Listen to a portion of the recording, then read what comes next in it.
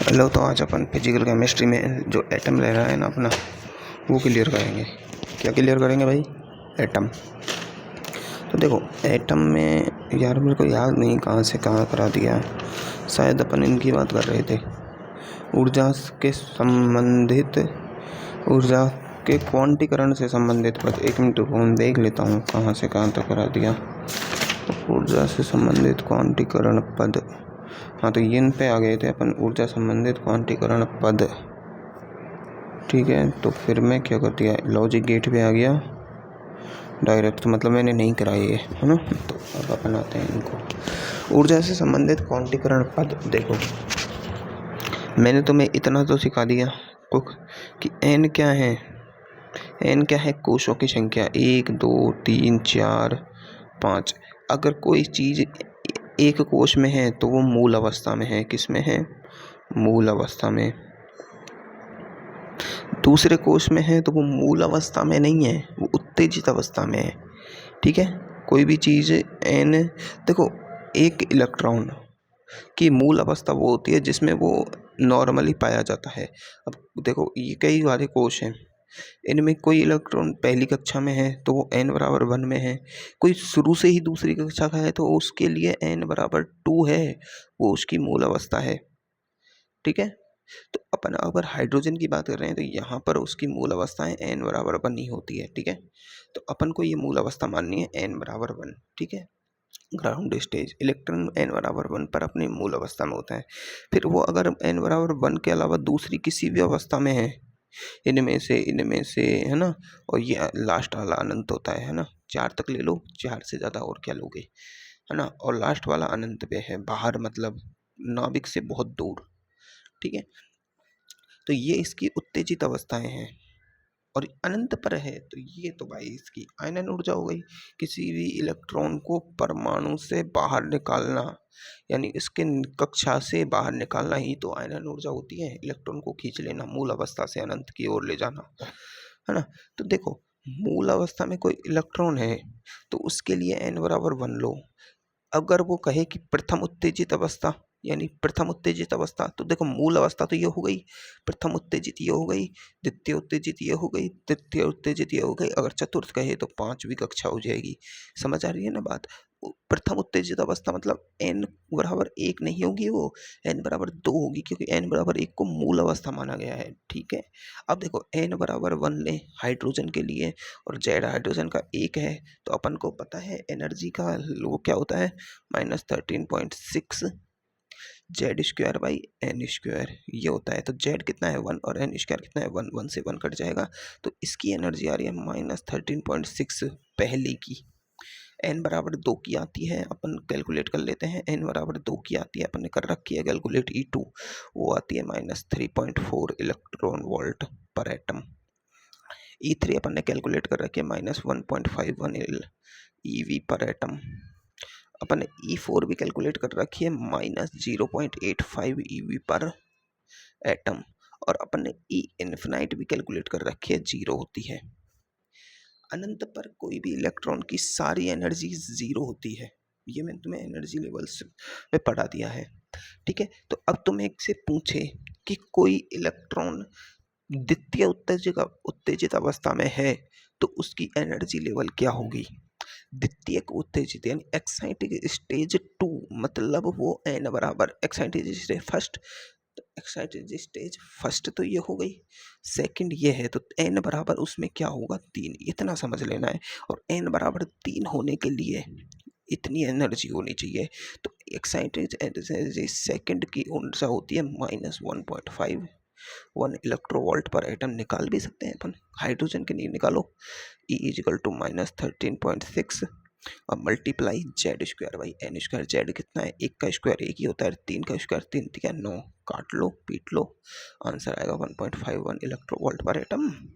ये अपन, अब ये तो तुम एक्साइटेड एनर्जी निकालना सीख गए, उत्तेजित, वो उत्तेजन ऊर्जा। ठीक है, दिमाग नहीं लगाना है, बस काम करना है। समझ में आई बात है? काम करना है, दिमाग नहीं लगाना है।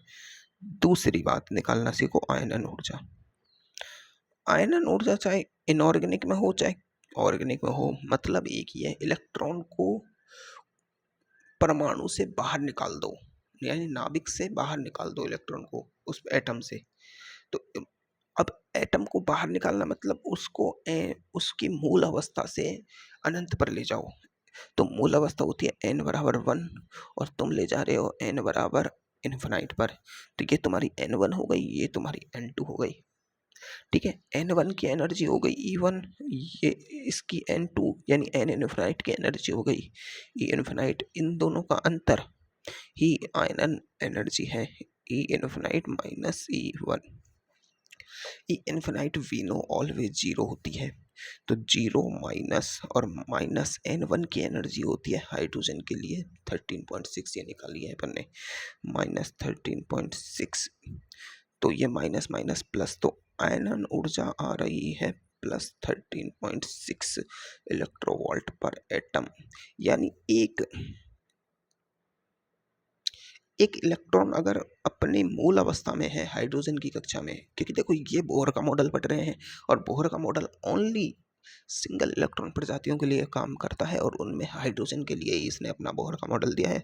तो जितने भी क्वेश्चन पूछे जाएंगे वो तो या तो हाइड्रोजन के लिए पूछा जाएगा, या हीलियम प्लस के लिए पूछा जाएगा, या लिथियम +2 के लिए पूछा जाएगा, या बेरिलियम +3 के लिए पूछा जाएगा। इनमें के अलावा कोई भी बोहर का मॉडल काम नहीं करेगा।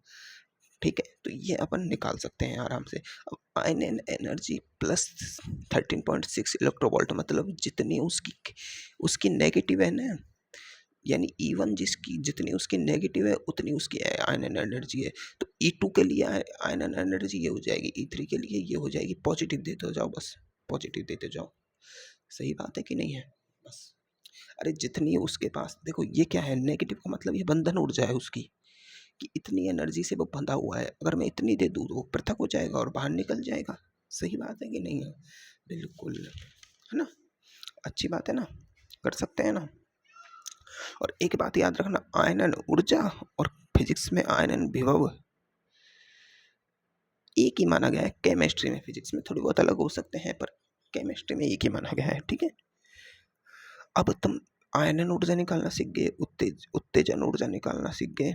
उत्तेजित अवस्था, उत्तेजन ऊर्जा नहीं थी, ये उत्तेजित अवस्थाएं थी, कि उत्तेजित अवस्था की ये थी एनर्जी, है ना। अब अपन निकालेंगे, अपन ने क्या निकाली, उत्तेजित अवस्था निकालना सीख गए, है ना। अब उत्तेजन ऊर्जा निकालना सीखे। तो देखो, पहली होती है, दूसरी होती है, तीसरी होती है, चौथी होती है और लास्ट की लेते हैं अनंत। ठीक है, वी नो अपन बात करेंगे हाइड्रोजन के लिए मेनली, है ना, और किसी के लिए निकाल सकते हैं, पर मेनली अपन हाइड्रोजन के लिए बात करेंगे। वी नो फर्स्ट स्टेज को कहते हैं ग्राउंड स्टेज, सेकंड को कहते हैं एक्साइटिंग स्टेज 1, ये है एक्साइटिंग स्टेज 2, ये है एक्साइटिंग स्टेज 3, और ये है आयनन ऊर्जा। आयनन ऊर्जा है भाई, है ना।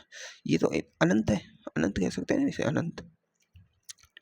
अगर इलेक्ट्रॉन, मेरी बात समझो, ग्राउंड स्टेज से जाता है एक्साइटिंग स्टेज 1 में, यानी मूल अवस्था से जाता है एक पहली उत्तेजित अवस्था में, तो जो मूल अवस्था से पहली उत्तेजित अवस्था में जा रहा है तो इसको कहते हैं पहली उत्तेजन ऊर्जा, एक्साइटिंग एनर्जी 1 कह सकते हैं। ठीक है, फर्स्ट एक्साइटिंग एनर्जी।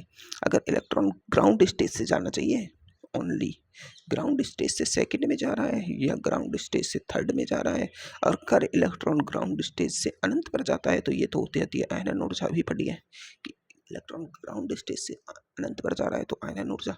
अगर ग्राउंड स्टेज से अनंत पर जाने के बजाय वो किसी भी एक्साइटेड स्टेज में जाता है, उत्तेजित अवस्था में जाता है, चाहे वो पहली हो, दूसरी हो, तीसरी हो, वो उत्तेजन ऊर्जा होती है। ठीक है, अब मान लो कि अपन ये पहली है, ये दूसरी उत्तेजन ऊर्जा है, ये तीसरी उत्तेजन ऊर्जा है। ठीक है, उत्तेजन ऊर्जा निकालना सीख गए ना अपन। अपन जानते हैं कि ग्राउंड स्टेज में हाइड्रोजन परमाणु की एनर्जी होती है -13.6 इलेक्ट्रोवोल्ट पर एटम। एक्साइटिंग स्टेज फर्स्ट यानी n बराबर 2 पर उसकी एनर्जी होती है -3.6। एक्साइटिंग स्टेज सेकंड पर उसकी एनर्जी होती है -1.51। और E4 उसकी एनर्जी होती है -0.84। ये ग्राउंड स्टेज की एनर्जी है, ये एक्साइटिंग स्टेज फर्स्ट की है, ये एक्साइटिंग स्टेज सेकंड की है, ये एक्साइटिंग स्टेज थर्ड की एनर्जी है। अब देखो मैं क्या कर रहा हूँ, मैं लिख रहा हूँ एक्साइटिंग एनर्जी 1, मतलब मैं जा रहा हूँ ग्राउंड स्टेज से एक्साइटिंग स्टेज 1 में। इसकी एनर्जी है ये एक्साइटिंग स्टेज की और ग्राउंड स्टेज की है ये, तो अंतर निकालूंगा मैं इनका, यही तो उत्तेजन ऊर्जा है। तो अंतर क्या होगा कि इसकी एनर्जी में से इसकी एनर्जी को घटा दो। अरे यहाँ से यहाँ जा रहे हैं तो अपना गंतव्य कहाँ है ये और स्टार्ट पॉइंट कहाँ है ये, तो निकालते कैसे अंतर, गंतव्य माइनस स्टार्ट पॉइंट। अरे target minus start point, target की एनर्जी है -13.6 और इसकी माइनस और इसमें -13.6। ठीक है, निकाल लिया अंतर। तो इसमें देखो -3.6 प्लस 13.6, आंसर क्या आएगा भाई, अपना पहला आंसर आ रहा है ये सॉरी 3.4 है यार, ये 3.4 में 3.4 करनी है ना, ये 4 10.26 एक्साइटिंग स्टेज एक्साइटिंग एनर्जी प्रथम उत्तेजन ऊर्जा। ऐसे ही तुम इसकी निकाल दो, इनमें से इसको घटा दो। हमेशा अपन को कहाँ घटानी है भाई, ग्राउंड स्टेज की एनर्जी घटानी है ना। तो एक्साइटिंग एनर्जी 3 निकालूं मैं, तो एक्साइटिंग स्टेज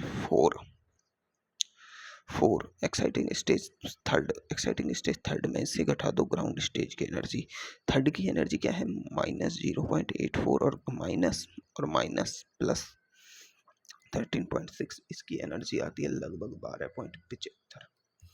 निकाल ली, सीख गए ना, ऐसे निकालते चलो और आगे बढ़ते जाओ। ठीक है, तो देखो एक्साइटिंग एनर्जी 1 2 की आती है 10.2 इलेक्ट्रोवोल्ट। एक्साइटिंग एनर्जी 1 3 की आती है भाई 12.09, है ना। एक्साइटिंग एनर्जी 1 और 4 के बीच की आती है भाई 12.75। तो इनमें से सबसे ज़्यादा कौन सी है, ये है ना, और ये इनका ऑर्डर हो गया, ये भी लिख सकते हैं अपन, ठीक है, कोई दिक्कत नहीं है। ये क्या है 1 4 1 3, यानी 4 में से 1 को घटाया है, 3 में से 1 को घटाया है, 2 में से 1 का मतलब ग्राउंड स्टेज, 2 का मतलब एक्साइटिंग स्टेज 1। समझ में आई? ठीक है, अब देखो अपन को पता है एक होता है ग्राउंड स्टेज, एक होती है एक्साइटिंग स्टेज फर्स्ट, एक होती है एक्साइटिंग स्टेज 2, एक होती है एक्साइटिंग स्टेज 3 और लास्ट होता है अनंत। ये इसमें एन की वैल्यू होती है 1 2 3 4 और अनंत। ठीक है, अनंत, समझ गए। अगर मैंने क्या कहा, यहाँ से यहाँ जाऊँ तो एक्साइटिंग एनर्जी, है ना, यहाँ से यहाँ जाऊँ चाहे यहाँ जाऊँ चाहे यहाँ जाऊँ, ठीक है, यहाँ से अगर यहाँ जाऊँ तो आयनन एनर्जी। ठीक है, अगर मैं यहाँ से, समझो मेरी बात, है ना, यहाँ से अगर मैं अनंत पर जाऊँ, यहाँ से अनंत पर जाऊँ, यहाँ से अनंत पर जाऊँ, तो ये सब क्या है, पृथक्करण ऊर्जा। क्या है, पृथक्करण ऊर्जा, मतलब ग्राउंड स्टेज के अलावा किसी अवस्था से मैं अनंत पर जा रहा हूँ तो वो पृथक्करण ऊर्जा है। तो ये है पहली पृथक्करण ऊर्जा, ये है दूसरी और ये है तीसरी। समझ में आई पृथक्करण ऊर्जाएं क्या है। तो अब मैं पहली पृथक्करण ऊर्जा लिख रहा हूँ, क्या लिख रहा हूँ, एक्साइटिंग एनर्जी फर्स्ट लिख रहा हूँ। रुको,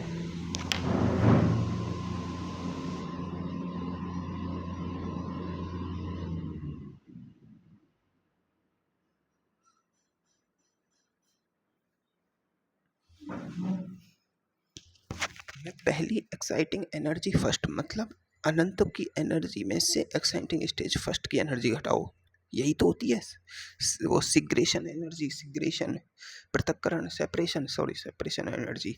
तो एक्साइटिंग स्टेज 1 से जाऊंगा मैं अनंत पर, अनंत की एनर्जी को कहते हैं 0। इसकी एक्साइटिंग स्टेज फर्स्ट की एनर्जी क्या है, देखो ग्राउंड स्टेज की एनर्जी होती है -13.6, इसकी होती है 3.4, इसकी होती है 1.51, इसकी होती है 0.85, है ना, होती है ना।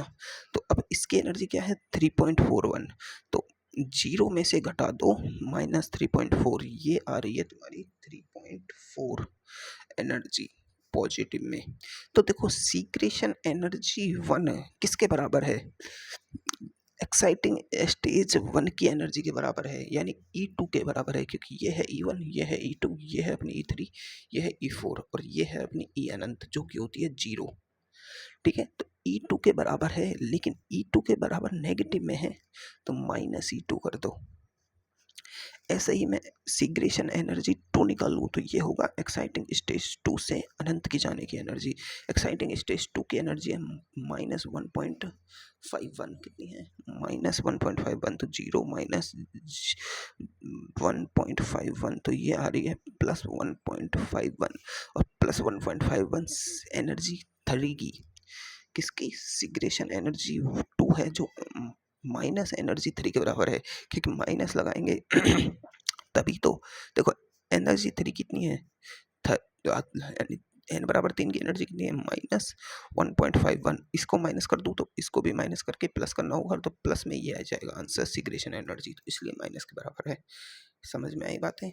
ऐसे ही जब ये 2 3 के बराबर है, 1 2 के बराबर है, तो सिग्रेशन एनर्जी 3 हो जाएगी माइनस एनर्जी 4 के बराबर। ये चीज़ें तुम्हें याद रखनी है, छोटी छोटी बातें हैं, कोई बड़ी बात नहीं है। ठीक है अब तुम मेरी बात समझो, अब रट्टा मार टॉपिक है ये, तुम्हें यही समझना है। ठीक है, तो देखो टॉपिक क्या है, स्पेक्ट्रम। स्पेक्ट्रम क्या होते हैं, स्पेक्ट्रम होते हैं ना, ये काली और सफ़ेद लाइनों का वो होता है विवरण, ये व्यतिकरण और विवर्तन से बनते हैं। ठीक है, स्पेक्ट्रम सीधी भाषा में अपन कह सकते हैं ये लाइट की जो वेव नेचर है ना उस पर आधारित है, लगभग कह सकते हैं अपन किस पे आधारित है, वेव नेचर पर। ठीक है, स्पेक्ट्रम को इस तरीक़ा से समझा जा सकता है जैसे कोई मतलब वो बन रहा है ना अपना क्या इंद्रधनुष, वो। ठीक है, तो स्पेक्ट्रम में है ना 2 चीज़ें होते हैं। स्पेक्ट्रम 2 प्रकार का हो सकता है। स्पेक्ट्रम का मतलब एक तरह का ग्राफ समझ लो। कैसा ग्राफ, ऐसा ग्राफ, ये एक तरह का स्पेक्ट्रम है। इसमें काली लाइनें हैं और वाइट लाइन्स हैं। कोई काली लाइन मोटी है, कोई काली लाइन पतली है, कई काली लाइन देखो ज़्यादा मोटी भी है, कोई पतली पतली भी है, एकांतर भी हैं और लगातार काली लाइनें बहुत ज़्यादा भी हैं। ऐसे मतलब ये एक तरह का स्पेक्ट्रम है। ठीक है, इसी को स्पेक्ट्रम कहते हैं। तो स्पेक्ट्रम कई प्रकार के हो सकते हैं भाई, 2 प्रकार के, रेखीय हो सकता है और बैंड होता है। रेखीय मतलब ये होता है सतत, एक काली फिर सफ़ेद, काली सफ़ेद, काली सफ़ेद, काली सफ़ेद, काली सफ़ेद। बैंड का मतलब होती है बहुत सारी काली एक जगह पे हो, फिर एकदम सफ़ेद, फिर बहुत सारी काली एक जगह पे हो, फिर एकदम सफ़ेद। तो ये बैंड के रूप में होते हैं, ये रेखीय के रूप में होते हैं। स्पेक्ट्रम 2 प्रकार के होते हैं, वो अवशोषण स्पेक्ट्रम होता है और उत्सर्जन स्पेक्ट्रम होता है। स्पेक्ट्रम 2 प्रकार के होते हैं, सतत हो सकते हैं जिसमें लाइनें बराबर इक्वल सीक्वेंस में चलें, ऐसा तत्व कभी नज़दीक कभी दूर दूर, कभी नज़दीक कभी दूर दूर, ऐसा तत्व भी हो सकते हैं। ये सतत असतत के आधार पर 2 प्रकार के हैं, रेखीय और बैंड के आधार पर 2 प्रकार के हैं। अवशोषण और उत्सर्जन स्पेक्ट्रम हो सकते। अवशोषण मतलब जब कोई इलेक्ट्रॉन एनर्जी का अवशोषण करता है, जब कोई इलेक्ट्रॉन हाई एनर्जी पर है और मतलब कोई इलेक्ट्रॉन नीचे लो एनर्जी पर है और वो एनर्जी लेकिन हाई एनर्जी पर जाता है, ऊपर की कक्षा में जाता है, तो वो ऊर्जा का अवशोषण करता है। ऊर्जा के अवशोषण करने पर जो इलेक्ट्रॉन स्पेक्ट्रम बनाता है वो गहरी काली फ्रिंजें बनाता है। कैसी देता है, गहरी काली लाइनें देता है। और उत्सर्जन क्या होता है, जब इलेक्ट्रॉन हाई एनर्जी से लो एनर्जी जाता है तो वो ऊर्जा को निकालता है, तो उस निकालने के टाइम पे वो ऊर्जा का उत्सर्जन करता है, और उत्सर्जन के टाइम पे जो स्पेक्ट्रम बनता है वो होता है चमकीली रेखाएं। तो मतलब काली लाइनों का मतलब है इलेक्ट्रॉन है जो निम्न ऊर्जा से उच्च ऊर्जा में जा रहा है, और सफ़ेद लाइन जहाँ आ रही है बीच बीच में उसका मतलब है इलेक्ट्रॉन उच्च ऊर्जा से निम्न ऊर्जा में आ रहा है। ठीक है, अब मैं एक वर्णीय प्रकाश देता हूँ, प्रिज्म में जाता है और वो विविक्य और मतलब विविक्य और प्रारूप देता है, और ये प्रारूपी क्या है, स्पेक्ट्रम। ठीक है, अब परमाणुवीय स्पेक्ट्रम कैसे होते हैं, मतलब जो परमाणु होते हैं उनके स्पेक्ट्रम कैसे होते हैं, रेखीय होते हैं, असतत होते हैं, उन वो सतत नहीं होते। और उत्सर्जन और अवशोषण के स्पेक्ट्रम हो सकते हैं, क्योंकि परमाणु होते हैं वो ऊर्जा का उत्सर्जन भी करते हैं हाई एनर्जी से लो एनर्जी में जाने के लिए, और अवशोषण भी करते हैं लो एनर्जी से हाई एनर्जी में जाने के लिए।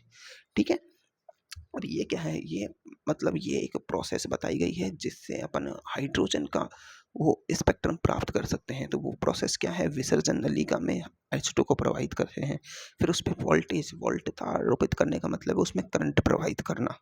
करंट प्रवाहित किया गया, करंट प्रवाहित करने से हाइड्रोजन एटम टूट गए, परमाणु में हाइड्रोजन बन गया, अणु से परमाणु बन गया, परमाणु पर और अधिक वोल्टता देंगे अपन तो क्या होगा, ये जो परमाणु है वो परमाणु के जो इलेक्ट्रॉन है वो ऊर्जा का अवशोषण करेंगे। अवशोषण करने पर क्या होगा, निम्न ऊर्जा स्तर से उच्च ऊर्जा स्तर यानी n बराबर 1 से 2 3 4 5 किसी में भी जा सकते हैं, कोई इलेक्ट्रॉन बाहर भी निकल जाएगा तो वो आयनन ऊर्जा हो जाएगी। सही बात है कि नहीं बात है भाई, बिल्कुल।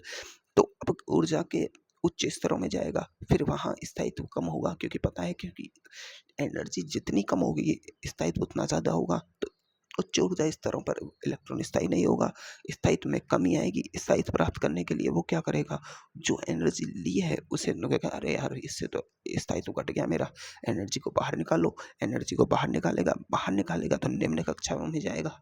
किस में जाएगा, वापस निम्न कक्षा में।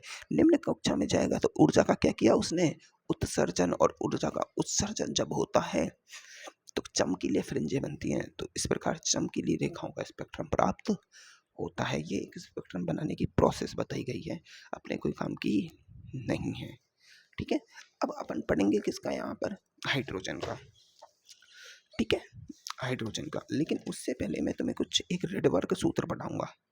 क्या पढ़ाऊंगा, ये रिडबर्ग सूत्र, क्योंकि ये जरूरी है यार, है ना। रिडबर्ग सूत्र तुम्हें जरूरी होता है। ठीक है, रिडबर्ग सूत्र जरूरी है।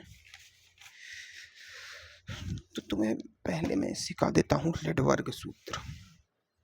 देखो देखो कोई काम का नहीं है, कैसे आया कैसे नहीं आया तुम्हें इतना कोई मतलब जरूरी याद करने की चीज है नहीं। क्या है मतलब, इतना याद करने की चीज है नहीं। इतना समझो, रिडबर्ग सूत्र दिया गया है कि इलेक्ट्रॉन, कोई भी इलेक्ट्रॉन है ना, कोई भी इलेक्ट्रॉन है वो अपनी n1 यानी n1 वो खुद की स्थिति है। अब वो ग्राउंड स्टेज हो सकती है, एक्साइटिंग स्टेज 1 हो सकती है, 2 हो सकती है ना, 3 हो सकती है, और कहीं भी हो सकता है। n2 n1 से अपनी प्रारंभिक स्थिति से वो जा रहा है n2 अपनी अंतिम स्थिति पर। ठीक है, तो उसने n1 से n2 जाने में जितना एनर्जी का अंतर लिया है उसको उसने रिडबर्ग सूत्र से निकाला है। ठीक है, इतना समझ गए। अब देखो एनर्जी का एक फॉर्मूला होता है, अपन जानते हैं कि एनर्जी का एक En एनर्जी लिख रहे हैं, एन कक्षा की एनर्जी लिख रहे हैं अपन, किसकी, एन कक्षा की, है ना। En एनर्जी का एक फॉर्मूला होता है ये 2π², ये मैंने तुम्हें निकालना सिखाया था, e⁴ h²z²n²। मैंने तुम्हें जब एनर्जी निकालना सिखाया था ना, तब ये फॉर्मूला सिखाया था। किससे, आर की वैल्यू, त्रिज्या की वैल्यू रखने से और जेड की वैल्यू, ये सब सारी वैल्यू रखने से अपन ने ये एनर्जी का फॉर्मूला निकाला। कोई काम का नहीं है, इसी से ये फॉर्मूला बनता है। लेकिन अपन को इतना याद रखने की जरूरत नहीं है, क्योंकि नीट में नहीं पूछेगा। अपन को फॉर्मूला डायरेक्ट समझना है कि E1 की एनर्जी क्या होती है, -13.6। En की एनर्जी क्या होती है, 13.6, है ना। और Z²/n², ये होती है एनर्जी। अगर मैं कहूँ कि En1 की एनर्जी लिखो तो क्या होगी तुम्हारे पास, 13.6 Z²/n1 का स्क्वायर, होगी कि नहीं होगी, बिल्कुल। और En2 की एनर्जी लिखो तो ये हो जाएगी -13.6 Z²/n2 का स्क्वायर। ठीक है, Z उस एटम का परमाणु क्रमांक है। जैसे हाइड्रोजन का लिख रहे हैं तो 1 लो, हीलियम का लिख रहे हैं तो 2 लो, लिथियम का लिख रहे हैं तो 3 लो, बेरिलियम का लिख रहे हैं तो 4 लो, है ना। और ये कौन सी कक्षा है, ये पहली कक्षा का है, दूसरी कक्षा का है, ये कक्षाएं लिख दो। ठीक है, ऑलवेज कंसिडर करना कि n2 को हमेशा ग्रेटर देन लेना है n1 से, यानी n2 हमेशा उच्च ऊर्जा स्तर की होनी चाहिए। ठीक है, ऑलवेज कंसिडर करना है ये वाली बातें। ठीक है, अब देखो तुम En2 लिख सकते हो, En1 लिख सकते हो, इन दोनों का अंतर ही तो क्या है, डेल्टा En। तो अंतर निकाल दो। अब डेल्टा En में निकालू तो देखो ये सेम कॉमन ले लो, ये क्या होगा En2 - En1, माइनस है, माइनस को रहने दो, 13.6 कॉमन आ गया, जेड भी सेम है, माइनस को भी कॉमन ले लो, छोड़ो माइनस भी कॉमन ले लिया, है ना। 13.6 आ गया, जेड स्क्वायर भी कॉमन है ना। और ये अपना आ गया 1/n² और देखो माइनस इसमें से भी कॉमन ले लिया तो ये प्लस में आ जाएगा 1/n1²। ठीक है, आ गया, हो गया काम। वो अंतर ले रहे हैं ना, तो सॉरी मैं अंतर लेके दिखाऊंगा तुम्हें, लेके ही दिखाऊंगा तभी तो समझ आएगा। तो देखो रेडवर्ग सूत्र में en1 क्या है, ये है -13.6 z²/n1²। en2 क्या है, -13.6 z²/n2²। डेल्टा en क्या है, en2 en1 en2 क्या है, ये रही -13.6 z²/n2² माइनस 13.6 z²/n1²। ठीक है, डेल्टा en इजल टू, मैं कॉमन ले रहा हूँ, माइनस माइनस हो गया प्लस, ठीक है, और मैं माइनस को कॉमन ले रहा हूँ साथ में, माइनस कॉमन ले लिया, 13.6 कॉमन ले लिया, z² सेम है कॉमन ले लिया। अब देखो बचा क्या, n2² है ना। अब देखो ये प्लस हो गया, माइनस माइनस, अब प्लस में से मैं माइनस कॉमन ले रहा हूँ तो वापस माइनस हो जाएगा n1²। ठीक है, ये तुम्हारी डेल्टा en निकालने का फॉर्मूला आ गया। इसको थोड़ा सा सॉल्व कर लो तो देखो n1² और n2² बाहर ले लिए, तो देखो इससे तो ये कट जाएगा, ये आ जाएगा बाहर n1² माइनस, ठीक है, ये आ जाएगा n2²। ठीक है, तो ये डेल्टा en का तुम्हारा फॉर्मूला आ गया, डेल्टा en है ना, अंतर n में अंतर है ना, -13.6 z² n1² माइनस n2² बटे में n1² n1 n2²। ठीक है, अब माइनस को मैं हटाना चाहूँ यहाँ से, है ना, तो ये माइनस अंदर मल्टीप्लाई हो जाएगा तो ये माइनस का हो जाएगा और ये प्लस का हो जाएगा। तो डेल्टा en इजिकल टू तुम्हारे पास फॉर्मूला आ गया है, जोर से दिमाग लगा के, 13.6 z² n2² minus n1² n1 n2² में, ये तुम्हारा en निकालने का फॉर्मूला गया। अब इसमें क्या है, तुम्हें हमेशा कंसिडर करना है कि n1 को ज़्यादा लेना है, n2 को ज़्यादा लेना है। तुम्हें क्या देगा, वो देगा कि भाई कोई भी इलेक्ट्रॉन है, तीसरी कक्षा से चौथी कक्षा में जा रहा है, तीसरी कक्षा से चौथी कक्षा में जा रहा है, तो चौथी लास्ट और तीसरी पहली, तो अंतर निकाल के डेल्टा en निकाल दो। किसी भी तत्व की निकाल सकते हैं अपन, हाइड्रोजन छोड़ो, किसी की भी, जहाँ उसका परमाणु क्रमांक लिखना है, यहाँ उनकी ऊर्जाओं में अंतर लिखना है। ठीक है, कर सकते हैं ना। अब देखो ये तो एनर्जी निकालने का फॉर्मूला हुआ, ठीक है। अगर वी नो, अपन जानते हैं कि डेल्टा ई यानी एनर्जी बराबर डेल्टा ई बराबर, जो एनर्जी में अंतर है वो hc/λ के बराबर होता है। प्लांक का नियम hc/λ होता है ना, बिल्कुल पढ़ा है। तो अपन hc/λ बराबर 13.6 z² n2² माइनस n1² बटे n1² n2²। क्यों रख सकते हैं अपन लैम्बडा तरंग दैर्ध्य के रूप में, क्योंकि जो कण है वो एनर्जी है, वो किसकी है, एटम के, इलेक्ट्रॉन्स की। और इलेक्ट्रॉन दो द्वैत नेचर दिखाते हैं, तरंग और कण। तो कण के लिए तो ये है, तरंग के लिए लैम्बडा है। ठीक है, ये अब देखो प्रकाश की चाल के सूत्र अपन को पता है, एच का अपन को पता है 6.63 इंटू 10⁻⁻34 जूल, ये सब अपन को पता है। प्रकाश की चाल अपन को पता है, तो 1/λ बराबर 13.6 hc/z² तो अपन को लिखना है ना, और n2² माइनस n1² बटे n1² n2² है ना। तो ये जो है इसको अपन कहेंगे, क्या कहेंगे, 1/r। क्या कहेंगे भाई, ओ सॉरी आर कहेंगे, क्या कहेंगे, आर। तो 1/λ बराबर इसको कह दिया आर रिडबर्ग कांस्टेंट, और आर z², और ये तुम्हारा n2² माइनस n1² बटे n1² n2²। ये तुम्हें याद रखनी है। अब तो मेरे पास दो फॉर्मूले हैं, अगर तुमसे एनर्जी का अंतर पूछे तो लगाना है तुम्हें 13.6, माइनस में नहीं लेना है, z² n2 square minus n1 का स्क्वायर बटे n1 स्क्वायर n2 का स्क्वायर। तुम्हें लैम्बडा पूछे तो लगाना है तुम्हें are Z square n2 square minus n1 का स्क्वायर बटे n1 स्क्वायर n2 स्क्वायर। ठीक है, इसको तुम 1/लैम्बडा की जगह लैम्बडा भी कर सकते हो। सारा कुछ उल्टा कर दो, ये हो जाएगा 1/r(z) स्क्वायर। ये भी उल्टा कर दो, n1 स्क्वायर बटे n2 स्क्वायर बटे n2 square minus n1 square. ऐसे भी कर सकते हो। अब मैं तुम्हें एक बात यहाँ पे दिला देता हूँ, 1/r की वैल्यू होती है 912 एंगस्ट्रॉम। ये तुम्हें याद करनी है। तो r की वैल्यू क्या हो जाएगी, 1/912 एंगस्ट्रॉम। ये वैल्यू तुम्हें याद होनी चाहिए। ठीक है, ये रिडबर्ग कांस्टेंट की वैल्यू होती है, याद होनी चाहिए। ठीक है, बिल्कुल।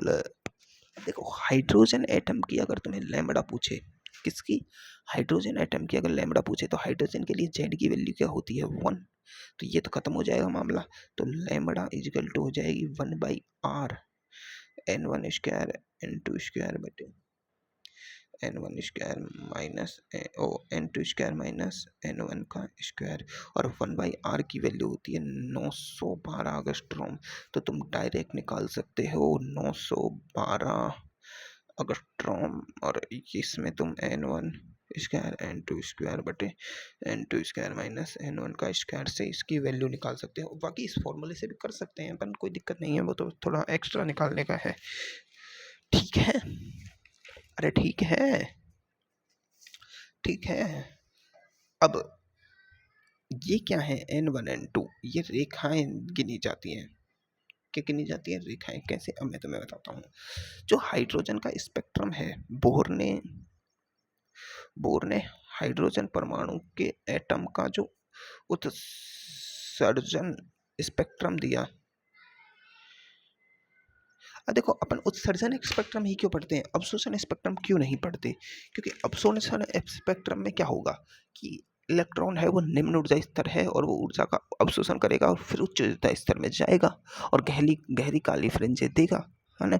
तो एक बात बताओ, कोई चीज ऊर्जा का अवशोषण कर रही है तो उसने कितनी अवशोषण की, कैसे की, तुम बता सकते हो? नहीं। कोई अपन को ऊर्जा देगा, एनर्जी अपने पास आएगी, उसी को तो अपन मतलब पेपर में लिख सकते हैं कि यार इसने इतनी एनर्जी दी, इस प्रकार की दी। कोई ले रहा है उसका एनर्जी का स्पेक्ट्रम, कैसे बनाओगे? तो बहुत मुश्किल है, हाई क्लास में पढ़ाया जाता है। अपन उत्सर्जन स्पेक्ट्रम इसी कारण पढ़ते हैं क्योंकि वो आसान है, दिख जाता है, दिखाई देने वाली चीजें आसान होती है ना, इसीलिए। समझी बात है? चलो, तो अब अपन देखो हाइड्रोजन का वो पढ़ लेते हैं, क्या, स्पेक्ट्रम। तो हाइड्रोजन के स्पेक्ट्रम में बोहर को 6 श्रेणियां प्राप्त हुई। क्या प्राप्त हुई भाई? 6 श्रेणियां प्राप्त हुई। ठीक है, अब वो कैसे प्राप्त हुई वो तुम्हें समझना है। तो उसने श्रेणी दी, ठीक है। उसने बताया कि इसका ये जो n1 था, ये इसका n2 था, ठीक है ना। और ये क्षेत्र है। अब क्षेत्र क्या है भाई, मैं तुम्हें ये भी समझाऊंगा। देखो, उसने क्या कहा, उसने मेरी बातें समझो। उसने कहा कि देखो, 6 श्रेणियां हैं, है ना। तो उसने कहा है, मेरी बात समझो, 6 श्रेणियां हैं ना, तो मैं लाइनें दे रहा हूँ। देखो, 1 लाइन, है ना, 2 लाइन, है ना, 3 लाइन, 4, 5, 6 और 1 लाइन और बना लो, 7। ठीक है, ठीक है ना, बातें समझ में आ रही है ना? ठीक है, हाँ। तुम्हें ये समझना है, ये इनको यार यहाँ नहीं बनाओ, इनको यहाँ बनाओ, मेन पॉइंट। ठीक है, ये पहली लाइन है, एनर्जी लेवल ज़्यादा, ऊर्जा का अंतर ज़्यादा। ठीक है, ये दूसरी है, तीसरी है, चौथी है, पांचवी है, छठी है, सातवीं है। जैसे जैसे ऊपर जा रहे हैं एनर्जी लेवल कम होता जा रहा है, एनर्जी का अंतर है वो कम होता जा रहा है। ठीक है, अब देखो, ये पहली है ग्राउंड स्टेट, दूसरी, तीसरी, चौथी, पांचवी, छठी और सातवीं, इसको रहने दो। ठीक है, कंसीडर कर लिया ना, सात। इसने इस पहली श्रेणी को कहा है लाइमन, दूसरी को कहा है बामर, फिर पास्चन, ब्रैकेट, फुंड और हम्बरी। ठीक है, लाइमन, बामर, पास्चन, ब्रैकेट, फुंड और हम्बरी। ठीक है, सातवीं लास्ट एनर्जी लेवल होती है। ठीक है, अब मेरी बात समझो, कोई इलेक्ट्रॉन N2 से, अब देखो उत्सर्जन स्पेक्ट्रम पढ़ रहे हैं, उत्सर्जन का मतलब है कि वो हाई एनर्जी लेवल से लो एनर्जी लेवल में आएगा। तो N2 से कोई इलेक्ट्रॉन N1 में जा रहा है, यानी N2 से कोई इलेक्ट्रॉन N1 में जा रहा है, कोई इलेक्ट्रॉन N3 से N1 में जा रहा है, N3 से N1 में जा रहा है, कोई इलेक्ट्रॉन N4 से N1 में जा रहा है, कोई इलेक्ट्रॉन N4 से N1 में जा रहा है, कोई इलेक्ट्रॉन N5 से N1 में जा रहा है, कोई इलेक्ट्रॉन N5 से N1 में जा रहा है, कोई इलेक्ट्रॉन N6 से N1 में जा रहा है, कोई इलेक्ट्रॉन N6 से N1 में जा रहा है, कोई इलेक्ट्रॉन N7 से N1 में जा रहा है, कोई इलेक्ट्रॉन N7 से N1 में जा रहा है। तो ये सारी श्रेणियां किस में प्राप्त हुई है? लाइमन श्रेणी में। मतलब समझो कि N1 सेम है, N2 बदल रहा है, कि कोई तो इलेक्ट्रॉन छठी कक्षा से आ रहा है, कोई पांचवी से आ रहा है, कोई दूसरी से आ रहा है, पर लो उसका कहाँ है? मतलब समझो हुआ क्या होगा, हुआ ये होगा कि ये इलेक्ट्रॉन, ये इलेक्ट्रॉन, ये इलेक्ट्रॉन, ये इलेक्ट्रॉन, ये इलेक्ट्रॉन सारे लाइमन श्रेणी यानी पहली कक्षा में थे। बोहर के अनुसार शुरुआत में इन्होंने ऊर्जा का किया है अवशोषण। कोई तो उसको उसने बताया कि कोई इलेक्ट्रॉन तो भाई दूसरे कक्षा में चला गया, कोई तीसरे में चला गया, कोई चौथे में चला गया, कोई पांचवें में चला गया, कोई छठे में चला गया, कोई सातवें में चला गया। ठीक है, इसने अलग अलग लेवल की एनर्जीज को अवशोषित किया और अलग अलग उसमें कक्षाओं में जा चुका है। ठीक है, जा चुका है। अब जब वो ये सारी इसकी उत्तेजित अवस्थाएं हैं, अब वो यहाँ अनस्टेबल है, इलेक्ट्रॉन इस जगह पे अनस्टेबल है, तो वापिस आएगा। अब वापिस आ रहा है, वापिस आ रहा है तो एनर्जी दिखा रहा है। क्या दिखा रहा है? एनर्जी दिखा रहा है, एनर्जी दिखा रहा है, ऊर्जा का वो उत्सर्जन कर रहा है और अपन को स्पेक्ट्रम प्राप्त हो रहा है कि नहीं हो रहा है। तो इसने बताया कि इनकी हर एक की जो एनर्जी है, कोई 2 से आ रहा है उसकी एनर्जी कम है, 3 से आ रहा है उसकी एनर्जी हल्की ज़्यादा है, 4 से आ रहा है उसकी एनर्जी ज़्यादा है, 5 से आ रहा है उसने ज़्यादा उत्सर्जन किया, 6 से उसने ज़्यादा उत्सर्जन किया, 7 वाले ने सबसे ज़्यादा, जो सबसे बाहर की कक्षा यानी ऊपर की कक्षा में था, उसने सब जब लाइमन श्रेणी में वापस आया तो उसने सबसे ज़्यादा ऊर्जा का उत्सर्जन किया। तो उसने बताया कि पहली श्रेणी लाइमन है। जब कोई भी इलेक्ट्रॉन लाइमन श्रेणी में होता है तो उसका n होता है 1, इसको कह सकते हैं अपन n1। अब ये आ कहाँ से सकता है? n2 बराबर 2 से आ सकता है, 3 से आ सकता है, 4 से आ सकता है, 5 से आ सकता है, 6 से आ सकता है, 7 से, इनसे ये इसमें आता है। तो किस प्रकार की ऊर्जा का वो उत्सर्जन करता है? तो उसने बताया कि लाइमन श्रेणी में आने वाले इलेक्ट्रॉन यूवी लाइट उत्सर्जित करते हैं। कैसी लाइट देते हैं? UV light. इसी प्रकार उसने बताया कि बामर श्रेणी कहाँ होती है? लाइमन से एक ऊपर, n बराबर 2, किस पे होती है? 2 पे। ठीक है, अब इसमें 2 में कहाँ से उत्सर्जन स्पेक्ट्रम कहाँ से आ सकता है? तो n बराबर 2 में क्या यहाँ से यहाँ इलेक्ट्रॉन जा रहा है, तो ये तो अवशोषण स्पेक्ट्रम हुआ, पर 3 से 2 में आ सकता है, 4 से 2 में आ सकता है, 5 से 2 में आ सकता है, 6 से 2 में आ सकता है और 7 से 2 में आ सकता है। इस बामर में आने पर कौन सी लाइट का उत्सर्जन कर रहे हैं इलेक्ट्रॉन? दृश्य प्रकाश क्षेत्र का, विजुअल क्षेत्र का। मतलब इस लाइट को ही अपन देख सकते हैं, समझो मेरी बात को। मतलब अपन ये देख ही नहीं सकते हैं कि हाइड्रोजन की लाइमन श्रेणी में आने वाला इलेक्ट्रॉन है वो जिस यूवी लाइट को उत्सर्जित कर रहा है, जिस यूवी लाइट को बाहर निकाल रहा है, उस लाइट को तो अपन देख ही नहीं सकते। सही बात है, किस लाइट को अपन देख सकते हैं? बामर श्रेणी में आने वाले इलेक्ट्रॉनों की लाइट को। ठीक है, ऐसे ही बामर के बाद यहाँ से इसमें आया, इसमें आया, इससे आया, इससे आया, ये है इसकी पाश्चन श्रेणी। पाश्चन श्रेणी तीन पर होती है, तो 4 से आ सकता है इसमें इलेक्ट्रॉन, 5 से आ सकता है, 6 से आ सकता है, 7 से आता है। और इस लाइट में आने पर ये इंफ्रारेड लाइट का उत्सर्जन करता है, क्योंकि अपन इस उत्सर्जन स्पेक्ट्रम पढ़ रहे हैं। ऐसे ही इसमें यहाँ से आ सकता है, यहाँ से आ सकता है, यहाँ से आता है। पाश्चन ये है ब्रैकेट, क्या है भैया? ब्रैकेट। ब्रैकेट श्रेणी। इस ब्रैकेट श्रेणी में इन अलग अलग वैज्ञानिकों ने इन श्रेणियों की खोज की थी। तो ब्रैकेट श्रेणी में भी इंफ्रारेड लाइट का उत्सर्जन करता है। ऐसे ही इसमें और इसमें यह है ब्रैकेट फुंड। क्या है? फुंड। फुंड श्रेणी में पांचवी N1 होती है और छठी और सातवीं से आ सकता है, और ये है सातवीं से अगर छठी में आए तो फुंड और हमरी होती है। इसमें एक इलेक्ट्रॉन आ सकता है और ये भी इंफ्रारेड लाइट देखते हैं। मतलब विजुअल लाइट को अपन यहाँ देख सकते हैं, बामर श्रेणी में आने वाले इलेक्ट्रॉन को। समझ में आई बातें? अब तुम समझो N2 की वैल्यू क्या होती है। N2 की वैल्यू N1 में N1 तो होनी चाहिए कम से कम, N1 तो पता होनी चाहिए ना अपन को कि वो बामर में आ रहा है। अब तुम कहोगे कि पाँचचन श्रेणी के लिए N1 की वैल्यू कितनी है, तो पाँचचन कितने हैं? 1 2 3, तो N1 की वैल्यू 3 तो होगी। अब N2 की वैल्यू पाँचचन श्रेणी के लिए 3 से ज़्यादा ही होगी, मतलब 3 प्लस जिस रेखा में आ रहा है, दूसरी रेखा तो पांचवी। देखो पहली रेखा, दूसरी रेखा, तीसरी रेखा, चौथी रेखा। अगर 3 रेखाएं दे रहा है तो 1 2 3, तीसरी रेखा। चौथी रेखा दे रहा है तो 7 से आ रहा है N2। समझ में आई बात है? अब ऐसे ही तुमसे पूछा जाए कि फुंड में पहली N1 क्या होगा? फुंड N1 क्या होते हैं भाई? 5 फुंड कहाँ है? देखो लाइमन, बामर, पास्चन, ब्रैकेट, फुंड 5वें नंबर पे। तो N1 होगा उसका 5। N2 क्या हो सकता है इसका? 6 हो सकता है और 7 हो सकता है। अब बोले कि दूसरी रेखा के लिए, तो दूसरी रेखा के लिए N2 हो जाएगा 7, पहली रेखा के लिए N1 हो जाएगा तो N2 हो जाएगा 6। ऐसे ही तुमसे कहा जाए बामर के लिए तीसरी रेखा की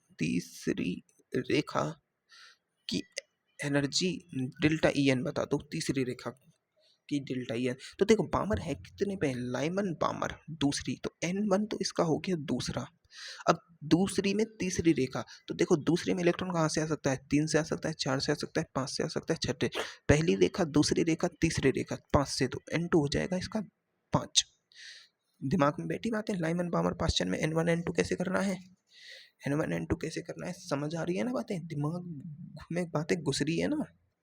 कैसे करना है ना? अब तुम्हें ऐसे ही पूछी जाए कि लाइमन श्रेणी की चौथी रेखा, लाइमन श्रेणी की चौथी रेखा के लिए ऊर्जा का अंतर। तो लाइमन आता क्या है? लाइमन पहली पे N1 इसका होता है 1, चौथी रेखा मतलब 2 3 4 5 6 और 7, इनसे इलेक्ट्रॉन आ सकता है। पहली रेखा, दूसरी रेखा, तीसरी रेखा, चौथी रेखा, 5, N2 बराबर 5। ठीक है, निकालना सीख गया N1 N2। ठीक है ना? अब तुमसे पता है क्या कहता है कि अब देखो तुमसे कहता है कि कोई इलेक्ट्रॉन है, वो चौथी चौथी चौथी कक्षा से जा रहा है, चौथे से दूसरे में गया। ठीक है, तो अब तो तुम्हें इसकी वो लाइमन बामर पास्चन ब्रैकेट फुंड ये श्रेणियाँ बतानी है। क्या बतानी है? श्रेणियाँ। ठीक है, तो अपन को पता है क्या करना है। पहले तो इन दोनों का अंतर निकालो। देखो चौथी से दूसरी में गया तो दूसरी तो हो गई इसकी N1 और ये हो गई इसकी N2। ठीक है, N1 2 है, मतलब लाइमन में तो जा ही नहीं रहा है इलेक्ट्रॉन। लाइमन के लिए N1 1 होनी चाहिए, तो किस में जा रहा है? बामर में। ठीक है, बामर में जा रहा है। तो अब इन दोनों का अंतर निकालो। अंतर कितना आया? 2 का, तो 2 रेखाएं बनेंगी। ठीक है, 2 का अंतर आया तो 2 की उल्टी लिखो, एक तो 2 और एक। अब अपन को पता है कि बामर में जा रहा है ना? किस में जा रहा है? बामर में। तो अपन को लाइमन से स्टार्ट नहीं करना है, बामर से स्टार्ट करना है। तो 2 रेखाएं बनेंगी बामर में, एक रेखा बनेगी बामर से, अगली क्या हो? लाइमन बामर पास्चन में। 4 से 1 में आता है। तो ठीक है, बिल्कुल बातें समझ आई ना कैसे करना है। अब तुमसे कहे कि कोई इलेक्ट्रॉन 5 से 1 में आ रहा है, तो 5 और 1 का देखो, 1 क्या हो गई इसकी? N1 कितने हैं? 1, मतलब लाइमन। क्या है? लाइमन। तो देखो अब इनका अंतर निकाल लो, कितना क्या आएगा? 4 का अंतर। 4 का अंतर को उल्टा कर दो, 4 फिर 3 फिर 2 फिर 1, निकाल लिया। 4 होंगी लाइमन की, 3 होंगी बामर की, 2 होंगी लाइमन बामर पास्चन की, और 1 होगी पास्चन ब्रैकेट की। ठीक है, टोटल कितनी स्पेक्ट्रम में रेखाएं बनेंगी? 4 3 7, 7 3 10 स्पेक्ट्रम में रेखाएं बनेंगी। इसमें कितनी बनेंगी टोटल? 3 बनेंगी, ऐसे निकाल सकते हैं। स्पेक्ट्रम में देखा है तुम्हें पूछी जाए तो। ठीक है, ठीक है।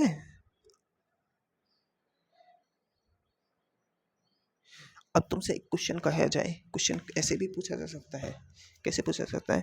हाइड्रोजन परमाणु में इलेक्ट्रॉन का संक्रमण nवीं कक्षा से प्रथम कक्षा में हो रहा है। प्रथम कक्षा मतलब n बराबर 1।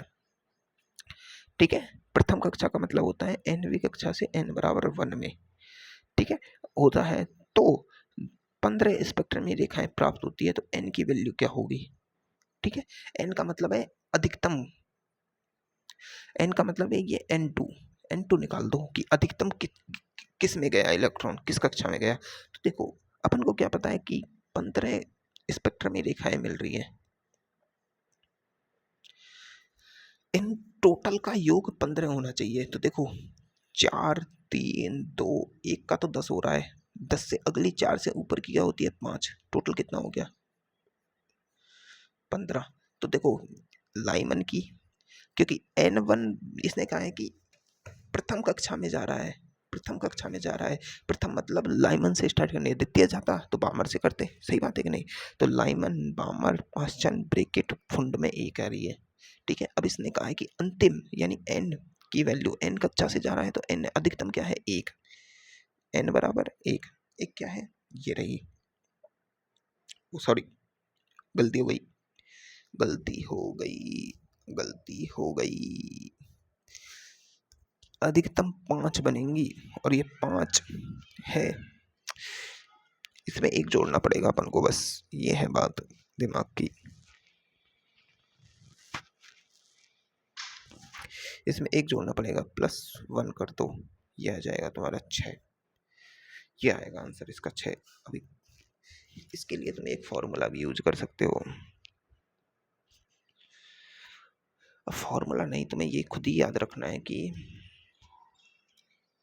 15 स्पेक्ट्रम में रेखाएं बन रही हैं, तो तुम्हें इनका अंतर निकालना है। ठीक है, करें कैसे इसे? और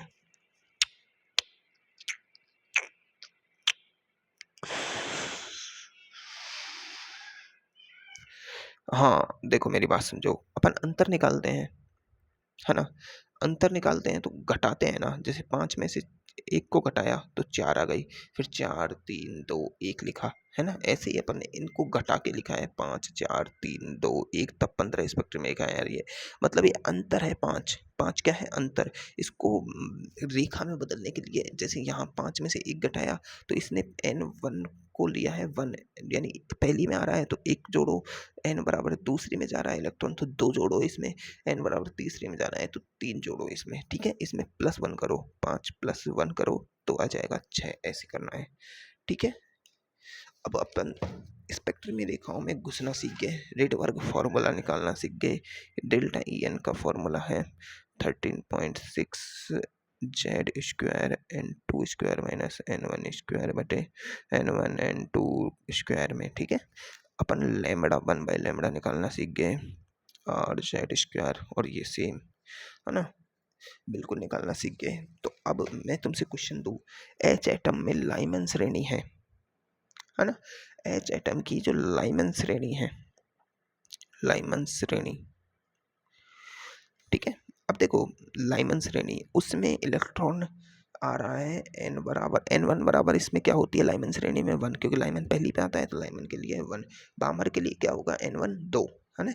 अब प्रथम रेखा के लिए, लाइमन श्रेणी की प्रथम रेखा, प्रथम रेखा, तो देखो n1 की प्रथम रेखा, प्रथम रेखा का मतलब है भैया जो इलेक्ट्रॉन, अब इसमें n1 तो ये हो गया, n2 क्या हो सकती है? 2 हो सकता है, 3 हो सकता है, 4 हो सकता है, 5 हो सकता है, 6 हो सकता है, 7 हो सकता है अधिकतम। तो इससे इसमें आता है तो पहली रेखा, तो n प्रथम रेखा के लिए n2 क्या हो जाएगा 2, द्वितीय रेखा के लिए n2 क्या हो जाएगा 3, तृतीय के लिए 4, चतुर्थ के लिए 5, 5 के लिए 6 और 7, छठी रेखा के लिए 7 n2।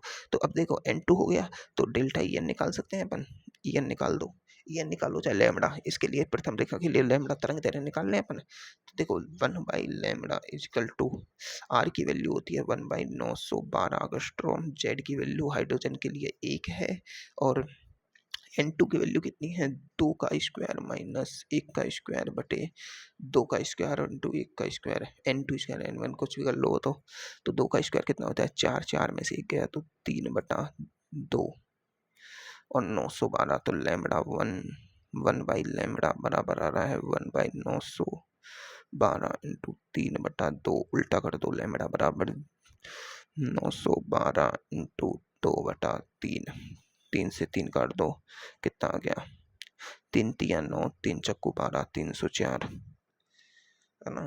304 मल्टीप्लाई कर दो, 4 दूनी का 8, 0 और 4 3 दूनी 6 और 3 दूनी 608, 608 कैसे आया, सॉरी 2 दूनी का 4 होता है ये, 2 दूनी का 4, 4 तो ये 4 मल्टीप्लाई कर दो, 4 चक्कू 16 का 6 कहाँ से लगी, 1 बच गया है, 4 एकम 4, 4 तिये 12 और 1 13, अबे फिर से 13 इंचो, 13 क्यों, 4 तिये 12, सॉरी 12 से 16 मल्टीप्लाई करके देख लो, 4 को 304 से, यार मेरा दिमाग क्यों खा रहे हो। तो ये इसकी 12 से 16 लैम्बडा 1 हो गई। अगर ऐसे ही n2 से यानी n1 से द्वितीयक रेखा की बात करी जाए, द्वितीयक रेखा में n2 हो जाएगा ये, तो ये देख लो, ये सर ने निकलवा रखी है लाइमन श्रेणी की द्वितीयक रेखा n1 तो ये और n2 2 1+2 कर लो, चाहे मेरा वाला तरीका लगा लो, है ना। ये मेरा वाला तरीका क्या है कि n1 लिख दो और n1 से ऊपर की रेखाएं लिख दो, ये उसकी पहली रेखा ये हो जाएगी, दूसरी हो जाएगी, तीसरी हो जाएगी, चौथी हो जाएगी, पांचवी हो जाएगी, छठी हो जाएगी, ठीक है, सही है ना तरीका, है ना। तो तरीका देख लो, फिर n2 अपन जानते हैं 3 हो गया, फिर मल्टीप्लाई करके लो ये निकाल दिया, फिर n3 सीमांत रेखा के लिए तो सीमांत का मतलब लास्ट रेखा के लिए तो n2 अनंत ही होता है, क्या होता है n2 अनंत इन्फिनाइट होता है, ये 7 नहीं होता है, ठीक है, ये 7 नहीं है, ये इन्फिनाइट है, छठी के बाद क्या है, शायद इन्फिनाइट है, सर ने इन्फिनाइट ही लिखा होगा, है ना, 7 लिखा है, लेकिन हकीकत में ये इन्फिनाइट है, लास्ट सीमांत रेखा के लिए अनंत होता है, क्या होता है इलेक्ट्रॉन बाहर निकल जाता है, ठीक है, तो ये कर सकते हैं अपन। तो देखो H परमाणु के लिए लैम्बडा L1 आई है 1200, ये लैम्बडा L2 आई है 10, लैम्बडा इन्फिनाइट आई है 912 एंगस्ट्रॉम, तो ये 912 एंगस्ट्रॉम मिनिमम है और मैक्सिमम ये है, मतलब किसी भी श्रेणी में लैम्बडा मैक्सिमम होगी प्रथम रेखा, लैम्बडा मिनिमम होगी सीमांत रेखा, रट लो, दिमाग की बातें हैं तो छोटी छोटी, है ना। तो अब ये छोटे छोटे क्वेश्चन है, तुम खुद कर लोगे, इनको खुद कर सकते हो भाई, खुद कर सकते हो। अब देखो बोहर मॉडल भाई साहब की कमियां, पहली कमी तो यही है कि यह मॉडल एक इलेक्ट्रॉन प्रजातियों के लिए लागू होता है। इस मॉडल में ये इसने बताया कि जो MVR कोणीय संवेग है वो NH और h/2 का पूर्ण गुणन होना चाहिए, पूर्ण गुणज। तो ये इसने ये बताया कि h/2 कहाँ से आया, कोई स्पष्टीकरण ही नहीं था, इस परमाणु से बंध बनने को नहीं समझाया जा सकता, इसने बस स्पेक्ट्रम, ऊर्जा, एनर्जी इनको ही पर इसने देखो जीमान प्रभाव और स्टार्क प्रभाव को कोई व्याख्या नहीं की। अब जीमान प्रभाव और स्टार्क प्रभाव क्या होते हैं, ये देखो अपने सिलेबस की बातें नहीं है, इस पे क्वेश्चन भी नहीं आएगा, बस अपने सिलेबस में इतना दे रखा है कि इसने जीमान प्रभाव और स्टार्क प्रभाव की बातें व्याख्या नहीं की। अब जीमान प्रभाव क्या होता है, देखो जीमान प्रभाव ये होता है कि जैसे ये स्पेक्ट्रम है, ये स्पेक्ट्रम है, जीमान प्रभाव कहता है कि अगर मैं इस स्पेक्ट्रम जो बन रहा है तो इस स्पेक्ट्रम के आसपास चुंबक कर रख दूं, यानी चुंबकीय क्षेत्र लाऊं, तो इस स्पेक्ट्रम में विपाटन हो जाएगा, मतलब ये जो स्पेक्ट्रम की रेखाएं जो काली सफ़ेद प्राप्त हो रही हैं, ये फ्रिंजें टूट जाएंगी, इसको कहते हैं विपाटन। तो इस जीमान ने तो बताया कि चुंबकीय क्षेत्र की उपस्थिति में स्पेक्ट्रम रेखा का विपाटन हो जाता है, और स्टार्क ने बताया ये हो जाता है, ठीक है।